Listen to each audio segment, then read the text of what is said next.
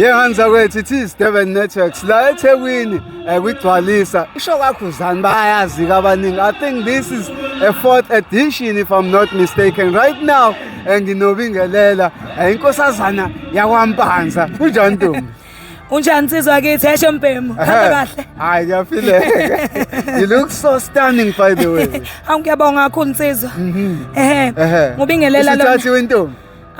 Ngithatha umayogathi phela mina ngumfazi kaBliss. Madoda. Awuzisho sisi. Umathabe kholo, umavundla swela uDonda.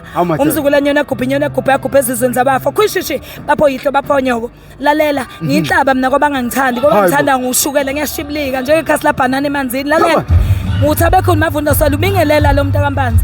Ngilaphana kusigiya ngengoma emsakazweni omkhulu uKhozi FM so ngihamba njalo nje ngomgqibelo. Sitamata nje laphana kusigiya ngengoma.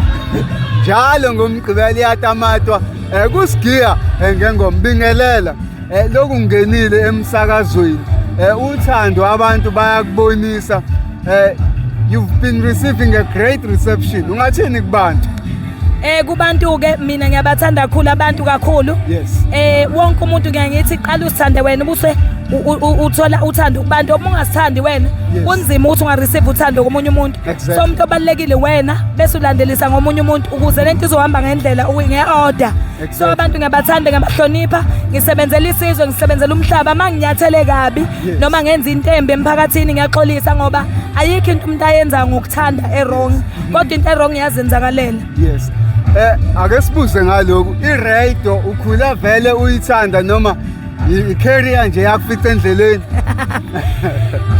ngikhule ngithanda ukucula ngithanda uku-actor iradio ngacabanga ukuhamba kwesikhathi athi hayi man ngiyayithanda lento labayenzayo lapha oMalindi kaNtuli eWinnie Mahlangu ngabuka athi hayi nami kungifanele ngakwenza namhlanje pho ngiseradiweni ngumculi futhi ayikho into engayenzi asikhulume nge-authenticity into ekuwena ukuhluka kwakho i-uniqueness yakho ikhandwa yini le obona ukuthi iushukela noma i-recipe yakho into nje engayiqhakambisa kakhulu ngobingelela ukuthi ubingelela one ukhululekile ngikhululeke kakhulu angesabi ngiyazethemba anginayo inkinga ukuthi ucabangani mangibuka wena nje angibe nayo ngisuke ngazivela ukuthi njengoba ungibuka khona into oyibonayo wrong wena lo ukuze usuthu ujabule akunandaba